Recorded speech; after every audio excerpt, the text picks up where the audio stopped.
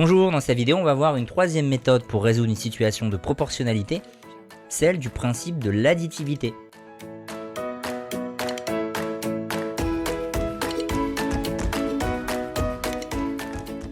Alors on est dans le petit c avec les propriétés de la proportionnalité. Bon, le A et B étaient aussi des propriétés de la proportionnalité. Alors là on a dans son restaurant Marco qui vend 3 pizzas pour 21,60 € et 5 pizzas pour 36 €. Alors il y a un petit problème dans l'énoncé, c'est seulement 36 €. Ça faut le corriger, on barre juste 36 €. Donc là déjà, ce qu'il y a de particulier dans ce problème-là, et qui va faire qu'on va pouvoir développer une technique particulière, c'est qu'on n'a pas la connaissance d'une seule situation, c'est-à-dire 3 pizzas qui valent 21,60 €. On sait aussi que 5 pizzas ça coûte 36 €. C'est ça qui va faire qu'on va avoir une technique supplémentaire de résolution. On sait que le prix payé évidemment est proportionnel à la quantité de pizzas achetées, sinon on pourrait rien faire. Et donc les questions qu'on nous pose, combien coûte 8 pizzas d'abord? Alors ce qui rend aussi le problème spécifique, c'est qu'en fait les valeurs sont spéciales. 8 pizzas, on remarque par rapport aux données qu'on a, que c'est justement le fait d'en acheter 3 plus 5. Donc si on remarque ça, et d'ailleurs on l'écrit, donc on dit déjà ça. Alors ça semble bête d'écrire ça, mais c'est parce que ça justifie, ça explique mieux ce qu'on va faire. Et quand on résout un problème, il faut toujours expliquer ce qu'on fait.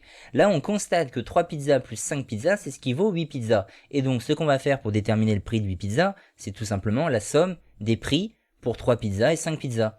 On fait donc 21,6 plus 36.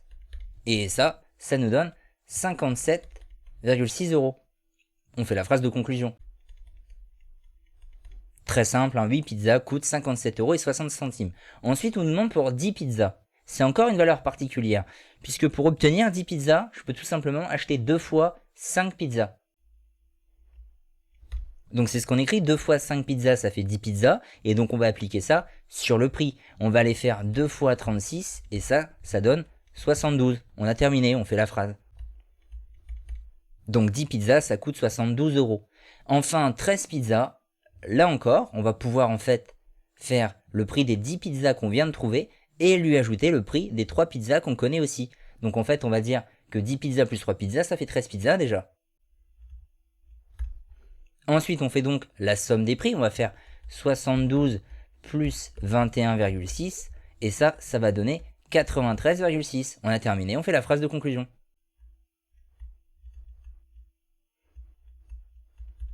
« 13 pizzas coûtent 93,60 €. Voilà pour cette technique. En fait, je le redis, ça marche très bien également ça lorsqu'on a un tableau. Ça résume dans un tableau en fait à déterminer une troisième colonne, je dis bien une troisième colonne, en faisant la somme ou des fois la différence de deux autres. Voilà, c'est dans ces conditions-là dans lesquelles on peut avoir de l'addition-soustraction dans un tableau. C'est pas seulement un échange entre deux colonnes. Là, c'est une bêtise si on fait addition-soustraction. C'est forcément deux colonnes qu'on réunit ou qu'on soustrait pour en trouver une troisième. Là, c'est une technique qui marche, la technique d'additivité. Donc, bon, évidemment, on peut quand même faire, comme d'habitude, un tableau dans ce genre de situation. Je vous montre ce qu'on aurait pu donner avec un tableau. On aurait mis une ligne nombre de pizzas, une ligne prix. On aurait pris une colonne complète à partir de la phrase de référence 3 pizzas coûtent 21,60 €. Ou alors, on aurait pu mettre 5 pizzas 36 €, c'était possible. Le tout, c'est d'avoir une colonne complète lorsqu'on souhaite utiliser un tableau. Et puis la question là, c'est si on cherche le prix de 15 pizzas, eh bien on va tout simplement déduire le coefficient de proportionnalité. Alors le passage du haut vers le bas, là, tant qu'on y est, puisque c'est ce qu'on va devoir faire ici. Donc pour passer de là à là, on prend le nombre à l'arrivée, c'est-à-dire 21,6, et on va chercher combien il y a de 3 dedans. Donc ça revient à diviser par 3. On fait ça à la calculatrice, elle va nous donner 7,2. C'est un coefficient de proportionnalité. Alors je dis 1 parce que si on fait dans l'autre sens, on en a un autre qui serait aussi un coefficient de proportionnalité. Bon là, le 15, c'est dans le sens de la flèche, donc on va faire 15 fois ce coefficient de proportionnalité, 15 fois 7,2, on tape ça à la calculatrice, elle nous donne 108, c'est ce qu'on met donc dans le tableau pour finir de le compléter. 15 pizzas, ça coûte 108 €. Voilà.